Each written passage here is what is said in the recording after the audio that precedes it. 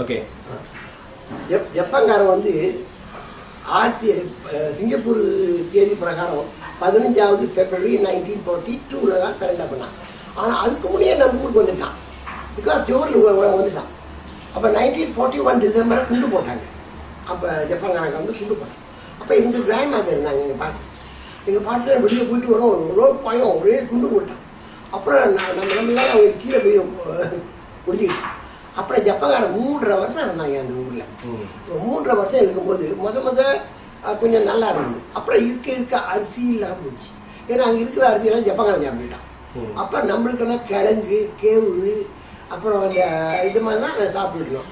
அப்போ மற்ற எங்கள் ஊர்லலாம் வந்து நிலம் ரொம்ப நாங்கள் இருந்த இடத்துல அப்போ அந்த நிலத்தை ஜப்பான்காரன் எடுத்தீங்கன்னா எல்லாத்துக்கும் வந்து எடுத்துக்கலாம், வந்து வெட்டி போட்டு நீங்களே குறைச்சிக்கலான்ட்டான். அப்போ நாங்கள் என்ன செஞ்சோம், எங்கள் அம்மா என்ன செஞ்சாங்க, முதல்ல நம்மளாம் குத்திட்டோம். அப்புறம் ஆள் மிச்ச கிழங்கு, கேவுரு, அப்புறம் இந்த கருணக்கிழங்கு என்னென்ன போனாங்க எக்ஸிபிஷன்லாம் கொண்டு வச்சோம், எல்லாம் வச்சோம். அப்புறம் 3 வருஷம் இருக்கும்போது இப்போ நான் ஜப்பான் ஸ்கூல் போயிட்டேன். ஜப்பான் ஸ்கூலில் படிச்சுக்கிட்டே இருந்தேன். ஜப்பான் ஸ்கூல் போயிட்டு அப்புறம் என் தங்கச்சியை கட்டி கொடுத்தாங்க அந்த காலத்தில். இப்போ எங்கள் தங்கச்சி வந்து 16 வயசு. அந்த பையனுக்கு 6. அந்த பையன் ஈஸ் டீச்சர். எங்கள் தங்கச்சிக்கு தமிழ் சொல்லி விட்டுக்கிட்டு இருந்தான். அப்புறம் அவங்க காதல் ஆயிடுச்சு. சரின்னு சொல்லிட்டு அம்மா என்ன ஜப்பான்காரனாக தான் கல்யாணம் வச்சாங்க.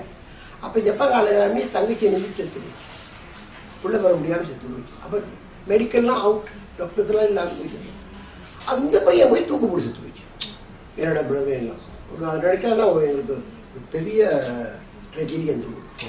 அப்புறம் தான் அம்மா எங்களை நினைச்சாங்க, அம்மா மனசே விட்டு போச்சு. அப்புறம் எங்கே நினைச்சாங்க, அம்மா என்ன செஞ்சாங்க, அந்த ஜப்பான்ல இப்போ சுபாஷ் சந்திர போஸ் இங்கே வந்துருந்தாரு. அப்போ அவரு ஒரு கவர்மெண்ட் ஃபார்ம் பண்ணார், ஆசாத் ஹிந்த் சபான்னு சொல்லி. ஆசாத் ஹிந்த் சபா, ஃப்ரீ இந்தியான்னு சொல்லிட்டு ஒரு இண்டிபெண்டன்ட் லீக் ஒன்று இருந்தது. அது அப்புறம் அந்த பேரை மாற்றிட்டேன். அப்போ அதில் எங்கள் அப்பா வந்து இந்த பிரான்ச் சேர்மேனாக இருந்தார் குழுவாங்க பக்கத்தில். அப்படி நல்லா இருந்துருச்சு. ஜப்பான்காரன் என்ன கஷ்டம்தான். ஆனால் எங்கள் அம்மா என்ன செஞ்சாங்க, அப்போ எங்கள் அப்பா அம்மாவுக்கு பிடிக்காதாலும் ஜப்பான்காரனுக்கு வேலையெல்லாம் போனபடி எங்கள் அம்மா அரிசியெல்லாம் எடுத்துவாங்க. பாவம் தான் 2 பத்து எடுத்துட்டு கொடுத்துட்டு இருந்தேன். அப்போ அண்ணன் தான் கொண்டு கொடுத்துட்டு வந்தது. அப்புறம் முடிஞ்சோடனே ஜப்பான்காரன் 1945 தான் சரண்டர் பண்ணான். அது மட்டும். ஆனால் இருக்க வர வர வர வர வர ரொம்ப கஷ்டம் தன்மையாக போச்சு. அப்போ கம்யூனிஸ்ட்காரங்க காட்டுக்குள்ளே இருந்தாங்க நிறையா. சைனீஸ் கம்யூனிஸ்ட் மிலையன் என்ன MPJன்னு சொல்லுவாங்க, மிலையன் பீப்புள்ஸ் ஆன்டி ஜப்பனீஸ் ஆர்மி என்னமோ வச்சுருந்தாங்க. அப்போ அந்த காலத்தில் என்ன சொன்னதுன்னா, அதில் எங்கள் அண்ணன் சுட்டு போட்டுட்டாங்க. இதோட அண்ணன் ஒருத்தர் படம் பார்க்க போகக்குள்ள சீரப்பையை சுட்டு போட்டுட்டான் கம்யூனிஸ்டில்.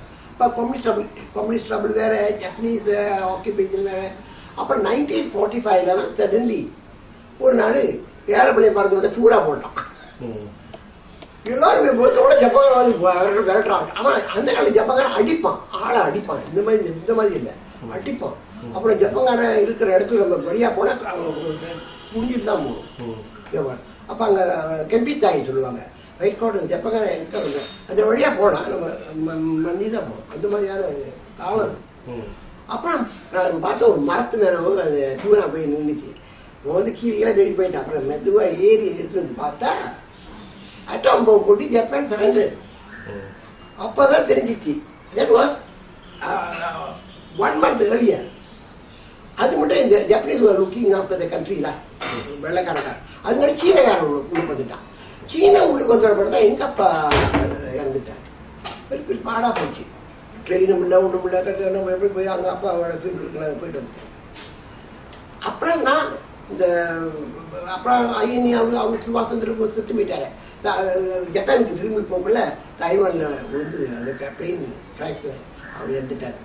அப்புறம் ஜப்பான்காரன் வந்த ஒரு பாடு, பிரிட்டிஷ்காரன் வந்த ஒரு பாடு, மோஸ்ட் இந்தியன் ஆர்மிக்காரங்கெல்லாம் சேர்ந்துருந்தாங்களே, அவங்களெல்லாம் பிடிச்சி இது பண்ணிட்டானுங்க, கோர்ட் மார்ஷல் பண்ணானுங்க. அப்புறம் அதை பற்றி அப்புறம் விட்டுட்டானுங்க, எல்லாத்தையும் விட்டுட்டானுங்க. அப்புறம் இண்டிபெண்டன்ஸ் ஸ்டார்ட் பண்ணிட்டு அவர் சுபாஷ் சந்திர போஸ் காணா போயிட்டாரு.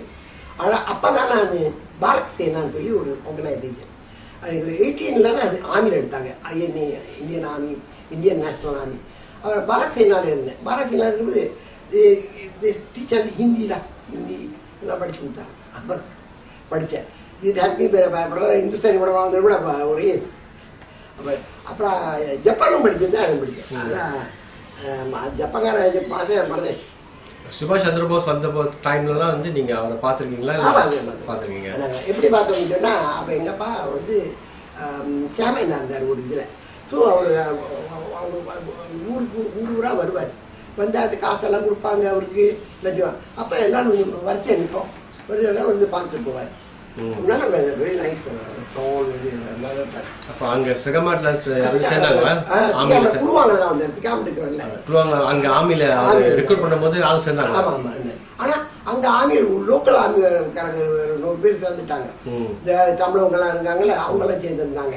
அதில் இந்த பெருமாள் நினைச்சா அவங்களாம் இதில் இருந்தாங்க. அப்போ நான் வந்து எனக்கு சேர முடியல. எனக்கு பாலத்தினால கேட்டு பரவாயில்ல. அப்போ வருவார், எங்களெல்லாம் வந்து பார்த்துப்பார். அப்போ பார்த்தோம் அந்த காலத்தில். ஓகே சார், நன்றி. தேங்க்யூ.